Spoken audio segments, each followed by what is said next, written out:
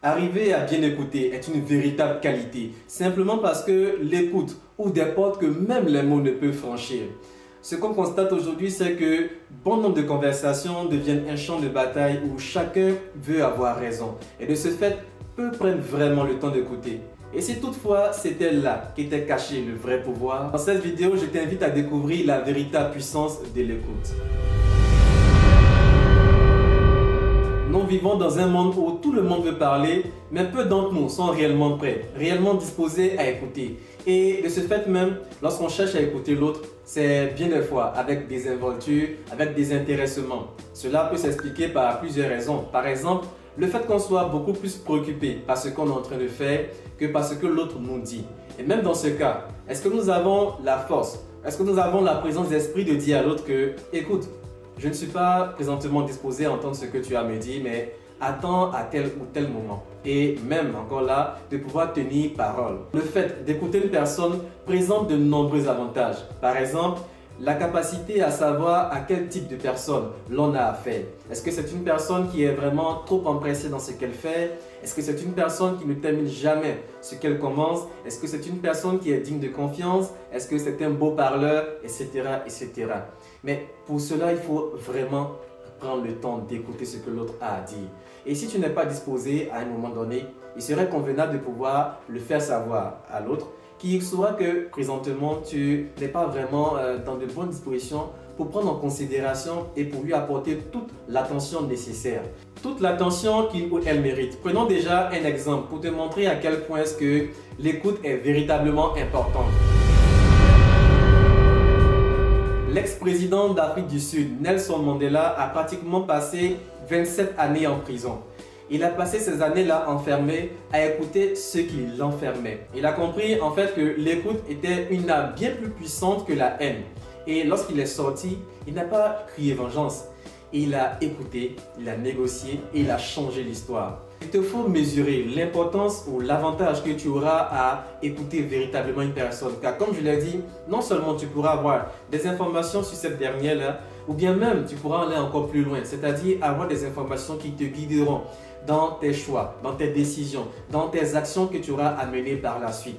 Lorsque tu écoutes véritablement une personne et que tu échanges avec cette personne, tu peux utiliser ses propres termes, ses propres propos afin de retourner cela à son désavantage. Mais pour cela, il te faut être disposé à écouter et écouter attentivement ce que l'autre aura à te dire. Ces informations te seront cruciales dans tout ce que tu auras à entreprendre. L'écoute active ne se limite pas seulement dans tes échanges avec tes amis, avec tes frères et sœurs, mais cela va même au-delà, fort heureusement. Par exemple, dans le cas du travail, en échangeant avec tes collègues, avec ton supérieur hiérarchique, tu peux avoir des informations qui te seront bien utiles dans ton travail. Dans ta relation avec un client, dans ton échange avec ce dernier, tu pourras, en écoutant activement ce qu'il a à te dire, cerner ou discerner les besoins qui n'ont pas été dits, on va dire les non-dits. Et cela te permettra d'apporter une plus-value, une valeur ajoutée à ton travail, te rendant ultra productif et aussi ultra indispensable.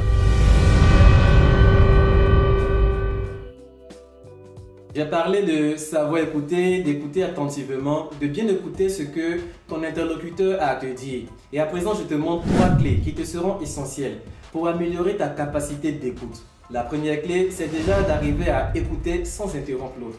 En effet, comment est-ce que tu veux arriver à saisir pertinemment les informations qu'il te transmet si tu passes le clair de ton temps à l'interrompre? Je le dis moi-même, généralement lorsque je parle et qu'on m'interrompt beaucoup, je dis très souvent « écoute-moi d'abord ». Parce que si tu ne m'écoutes pas, tu ne comprendras pas jusqu'où je veux aller. Tu ne comprendras pas tout mon raisonnement et tu auras des interprétations qui seront très souvent fausses par rapport à ce que j'ai envie de te faire passer comme message. Et en effet, c'est pareil. Prendre le temps d'écouter l'autre sans l'interrompre, c'est s'assurer une bonne compréhension de ses propos, de ses termes et à défaut de pouvoir lui poser des questions en fait.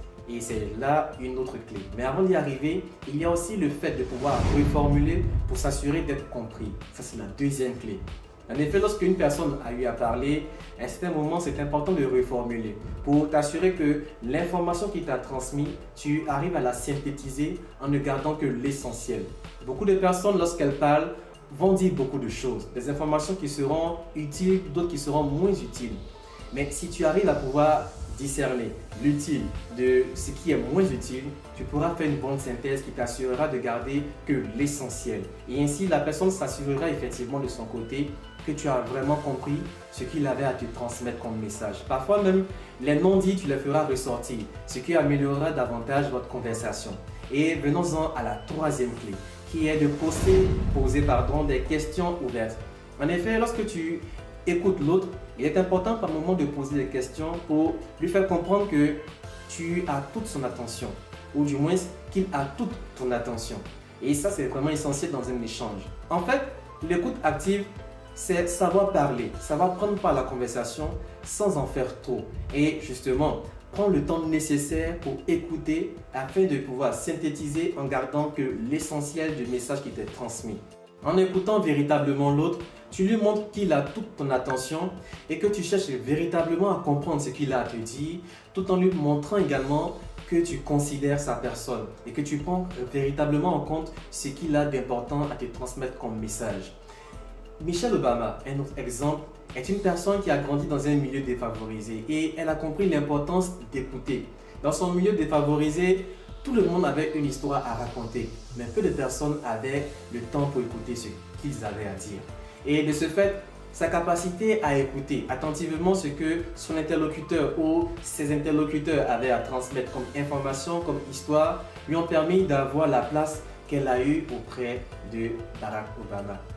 Ce n'est pas le seul facteur, mais c'est l'un des facteurs principaux. Et justement, lorsque tu intégreras dans ta vie, dans tes qualités, dans tes compétences, la capacité à écouter véritablement ce que l'autre a à dire, tu te démarqueras de bon nombre de personnes.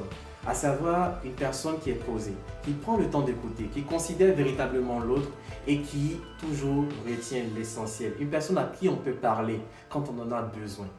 Et lorsque cette personne n'est pas disposée ou n'est pas dans de bonnes dispositions, elle prend la peine avec franchise, avec honnêteté d'informer l'autre afin que l'autre attende le moment le plus propice pour pouvoir converser avec celui-ci, avec cette personne en question. Et il faudrait que tu sois cette personne à qui l'on veut parler, cette personne à qui l'on veut se confier, parce que ainsi tu sauras amasser des informations qui te seront utiles. Non seulement tu pourras apprendre par moment des erreurs des autres, en tirer les leçons nécessaires, mais tu auras cette capacité à pouvoir être aussi empathique. Et ça, c'est une conséquence de la capacité à écouter attentivement et non à écouter de manière désintéressée. Et si on écoutait plus pour comprendre et non pour répondre, peut-être qu'enfin là, nous serions tous entendus. Nous sommes à la fin de cette vidéo et j'aimerais que tu puisses me donner ton impression vis-à-vis de ce principe de vie. Et n'oublie pas une chose, c'est que chaque écoute peut changer une vie, peut-être même la tienne, car après tout, tu mérites toi aussi le bonheur. On se retrouve très prochainement pour le principe numéro 4.